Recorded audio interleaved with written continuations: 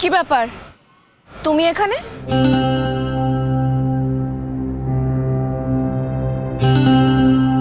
না এসে উপায় ছিল না, তাই আসতে বাধ্য হয়েছি। বলো। এখানেই দাঁড়িয়ে দাঁড়িয়ে কথা বলতে হবে? বাড়ি ফেরার পথে যেতে যেতে। হ্যাঁ, কিন্তু আমি তো গাড়ি নিয়ে আসিনি আজকে, গাড়ি সার্ভিসিং এ গেছে। ঠিক আছে, বাসে যাবে তাই তো? না, ক্যাব বুক করতাম। ওকে, আচ্ছা আমরা কি মানে হাঁটতে হাঁটতে কিছু কথা বলতে পারি? হ্যাঁ হ্যাঁ শিওর, প্লিজ। হ্যাঁ চলো না। দেখো পরমা, আমাদের বাড়িতে সবাই এক্সপেক্ট করছে যে তুমি আমাদের বাড়িতে আসবে। তুমি এটা বলার জন্য এসেছো? না, তার সঙ্গে তুমি তোমার মেয়ের সম্পর্কে কি ভাবছো আমি সেটাও জানতে চাইছি। বুঝতে পারলাম না, কি ভাববো? ভাবার কিছু নেই বলছো? দেখো, এখনো তো আমি সেভাবে সত্যিটা অ্যাকসেপ্ট করতে পারিনি। তো কবে পারবে বলে তোমার মনে হয়? জানি না। দেখো, তুমি যদি সত্যি এই ট্রুথটা অ্যাকসেপ্ট করতে না পারো, আমি তোমাকে জোর করবো না। ধরে নেবো আমি ছাড়া ওর কেউ নেই, যা করার আমাকে একা করতে হবে। হ্যাঁ, এটা ঠিক যে এখন আবার আমি জীবন যুদ্ধে ঝাঁপিয়ে পড়লেই যে জীবনটাকে আবার আগের মতো শেপে ফিরিয়ে আনতে পারবো তা তো নয়। জীবন তো অনেকগুলো বছর পার হয়ে গেছে, জীবনের লড়াইয়ে আমি অনেকটা পিছিয়ে পড়েছি, কিন্তু তারপর আমি বিশ্বাস করি যে মানুষ চাইলে জীবনের যে কোনো পর্যায়ে থেকে জীবনটাকে আবার নতুন করে শুরু করতে পারে। আমি সেই চেষ্টাই করব। আমি আমার মেয়ের জন্য এটুকু করতেই পারি পরমা। আমি ধরে নেবো যে আমার মেয়ের মা নেই, যা করার আমাকে একাই করতে হবে। তুমি ধরে নেবে ওর মা নেই? একটা জীবন্ত মানুষকে মেরে ফেলবে তুমি? মেরে ফেলতে চাই না, আমি তো তাকে আরো বেশি করে ফিরিয়ে আনতে চাইছি, বাঁচাতে চাইছি, সম্পর্কগুলোকে আমি ফিরিয়ে আনতে চাইছি। বাট তুমি এটা অ্যাকসেপ্ট না করলে আমার কিছু করার নেই পরমা। আমি কি করবো বলো? তোকে একটা কথা তোমায় বলছি, আমি আমার মেয়ের জন্য তোমার কাছে অনেক দয়া ভিক্ষা করেছি, অনেক, কিন্তু আর করব না। আমি এটা করে আসলে বারবার তোমার কাছে ফুলঝুরিকে ছোট করেছি, আমার নিজের মেয়েকে অনেক ছোট করেছি তোমার কাছে আমি, তাই এটা আর নয়। ফুলঝুরি আমাকে মেনে নিতে পেরেছে? আমার তো মনে হয় না সেটা। পারার কি কথা ছিল? কেন কথা নয়? তোমাকে মেনে নিতে পারবে, কিন্তু আমাকে মেনে নিতে পারবে? আমাকেও মানেনি পরমা, বাবা হিসেবে আমাকে অ্যাকসেপ্ট করেনি, ছোট মাম হিসেবে চিনত, ছোট মাম হিসেবেই অ্যাকসেপ্ট করেছে। আজ অব্দি আমাকে বাবা বলে ডাকেনি। ওর জীবনে যা ঘটেছে তারপর যদি বাবা মা এই শব্দগুলো নিয়ে ওর মধ্যে কোনো অভিমান থেকে থাকে, সেটিকে খুব অন্যায়।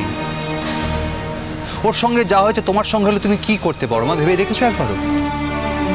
ওর তো মনে হতে পারে জীবনেও এই পৃথিবীতে নিজের ইচ্ছে আসেনি, তারপর ওর সঙ্গে যা হয়েছে তাতে ওর যদি কোনো রিয়াকশন হয়, তুমি তার জন্য ওর ওপর অভিমান করে নিজেকে দূরে সরিয়ে রাখবে? এতগুলো বছর ধরে তুমি তো নিজেকে তোমার মেয়ের থেকে দূরে সরিয়ে রেখেছিলে পরমা, কই তখন তো তোমার এত কথা মনে হয়নি? তুমি এখানে আমার সঙ্গে ঝগড়া করতে এসেছো? না পরমা, আমার মনে হচ্ছে তুমি তোমার সামাজিক অবস্থান নিয়ে অনেক বেশি চিন্তিত। তোমার মনে হচ্ছে ফুলঝুরিকে তোমার মেয়ে হিসেবে অ্যাকসেপ্ট করলে সমাজে তোমার সম্মান নষ্ট হতে পারে, তাই তুমি সত্যিটা সবার কাছে স্বীকার করতে চাও না। ইনফ্যাক্ট আমাদের সঙ্গে তুমি আর কোনো যোগাযোগ রাখতে চাও না। আচ্ছা, তাই যদি হতো তাহলে আমি তোমার সঙ্গে বিয়ে বাড়িতে গেলাম কেন? আমার রিকোয়েস্টে একবার না 1000 বার রিকোয়েস্ট করেছি, জোরও করেছি, কিন্তু দেখো যে মুহূর্তে আমি চুপ করে গেলাম তারপর থেকে তোমার এই ব্যাপারে আর কোনো কথা থাকলো না। তুমি কি চাও আমার কাছে? নিজের জন্য কিছু চাই না, মেয়ের জন্য চাই। আমি মনে করি আমাদের মেয়ের জীবনে আজকে যে সমস্যা তার সমাধান সূত্র বেরোতে পারে একমাত্র তুমি আর আমি সামনাসামনি বসলে। ফুলঝুরির বিয়ে ভেঙে গেছে, ও নিজেই সেটাকে ভেঙেছে, বলো আমি এর মধ্যে কি করতে পারি? পরমা, তোমার মেয়ের বিয়ে ভেঙে গেছে, তুমি সেই ব্যাপারে এতটা নির্লিপ্ত, এইভাবে কথা বলছো তুমি? তুমি আমায় জিজ্ঞেস করছো তুমি কি করতে পারো? আমি বুঝতে পারছি, কিন্তু আমি কি করব বলো? জন্ম থেকে ওকে আমি দেখিনি, আমার কাছে ছিল না। সত্যিই তো ওর প্রতি আমার সেভাবে কোনো অ্যাটাচমেন্ট নেই। কিন্তু কেন দেখোনি বলো? দেখতে চাওনি তাই তো দেখোনি। বাহ, তুমি আবার এই কথাগুলো শুরু করবে? কেন, কি, কিসের জন্য সবই তো তুমি জানো। জানি, সবটা জেনেছি, কিন্তু সবটা জানার পরেও তুমি যা যা করেছো তার সবটা আমি এখনো মানতে পারিনি। বরং আমি তোমার কাছে গিয়েছি, বারবার গিয়েছি, তুমি আমার সঙ্গে দেখা করতে চাওনি। তুমি আমার জায়গায় দাঁড়িয়ে থেকে ব্যাপারটাকে বোঝার চেষ্টা করো, তখন বুঝতে পারবে তুমি। আচ্ছা ঠিক আছে, তার মানে তোমার এই ব্যাপারে আর কিছু করার বা বলার নেই, তাই তো? কি বলবো আমি? ঠিক আছে, সরি, ভেরি সরি। আমি তোমাকে আর কোনোদিন এই ব্যাপারে কোনো রকম বিরক্ত করবো না। আসছি। আরে বুলেট, বলো। মাঝ রাস্তায় একা ছেড়ে দিয়ে চলে যাচ্ছ? সারা জীবন তো তুমি আমার সঙ্গে তাই করে এসেছো, আবার এত বছর পর একই কাজ করছো তো?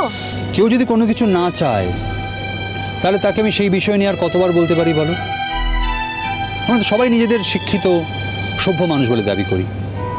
আমি যখন বুঝতে পারছি তোমার অসুবিধা আছে ব্যাপারটায়, তোমাকে আমি তাহলে এই ব্যাপারে আর কত টানাহাচড়া করতে পারি বলো? তোমার বাড়ির লোকে তো বলেছিল সামাজিক স্বীকৃতির কথা, কিন্তু তুমি তুমি আজও মেয়ের জন্য এসেছো। আমাদের সামাজিক স্বীকৃতি নিয়ে কোনো দায় নেই তোমার?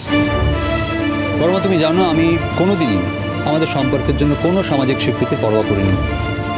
আমি আবারও বলছি, আমি মনে করি সম্পর্ক অন্তরের, তার জন্য আমার কোনো সমাজের কোনো স্বীকৃতির প্রয়োজন নেই। কিন্তু তোমার যদি প্রয়োজন থাকে তাহলে আমি যে কোনো বিয়েতে রাজি আছি, যে কোনো রকম বিয়েতে। সে তো ফুলঝুরির জন্য। বর্মা, ফুলঝুরিকে নিয়ে তুমি কেন এত ইনসিকিউর? ওর সঙ্গে তোমার সমস্যাটা কোথায়? তুমি এটা বুঝতে পারলে আমি গোটা জীবন তোমার জন্য অপেক্ষা করলাম, শুধু তোমাকে ভালোবেসে কাটিয়ে দিলাম, শুধু তোমার ওপর অভিমান করে আমি আমার কাজ, কর্ম, ক্যারিয়ার, স্বপ্ন সব ভাসিয়ে দিয়েছি পরমা। এগুলো তোমার কাছে কোনো মূল্য নেই। আর আমি একা থাকিনি, আমিও তো অন্য কারোর সঙ্গে নিজের জীবনকে জড়াতে দিইনি। সেটা ভুলে যাচ্ছ কেন তুমি? ভুলে তো যাইনি, আমি কিচ্ছু ভুলে যাইনি। তাহলে নিজেকে এইভাবে আলাদা করছো কেন তুমি? আলাদা করছি না তো, আমি আমার জীবনের সত্যটা তোমাকে বললাম। এটা আমার জীবনের একটা গভীর সত্য পরমা। হ্যাঁ, তোমারও জীবনে অনেক সত্য আছে, কিন্তু এরপরও আমি আরেকটা সত্যকে গ্রহণ করেছি, সেটা হচ্ছে ফুলঝুরি, যেটা তুমি পারছো না, যেখানে তোমার প্রবলেম হচ্ছে। আসলে সমস্যাটা কোথায় জানো? এই ফুলঝুরি যদি তোমার বা তোমাদের স্ট্যান্ডার্ডের মেয়ে হতো, শিক্ষায় দীক্ষায় সামাজিক আদব কায়দায় তোমাদের মতো হতো, তাহলে ওকে গ্রহণ করতে তোমার কোনো অসুবিধা হতো না। আসলে ফুলঝুরি বলেই তোমার সমস্যা হচ্ছে। ও তো আসলে বাড়ির কাজের মেয়ে, এটাই ওর একমাত্র পরিচয়, তাই ওকে মেয়ে বলে অ্যাকসেপ্ট করতে তোমার এত সমস্যা হচ্ছে পরমা। সারা জীবন তুমি আমাকে ভুল বুঝে এসেছো, আজও বুঝছো। ভুলটা কি বললাম বলো? যদি তা নাই হবে তাহলে কেন তুমি তোমার মেয়ের কাছে যাও না? আমি যাব। কি পরিচয়ে যাব? আমার যাওয়ার কি উপায় রেখেছো তুমি? আজকে যদি ফুলঝুরি আমাকে বলে যে আমার তো জন্মটাই অবৈধ, তুমি কে, আমার কি উত্তর দেব?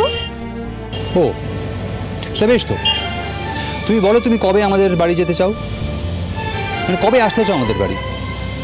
তুমি যেদিন বলবে আমি তোমায় সেদিনই বিয়ে করবো।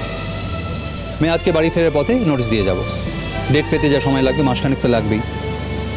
কিন্তু তার মধ্যে তুমি যদি আলাদা করে মন্দিরে গিয়ে বিয়ে করতে চাও, তুমি জানো এটা আমার কোনোদিনই চয়েস নয়, আমার মত নিয়ে এতে। বাট তুমি যদি চাও আমি তাতেও রাজি আছি।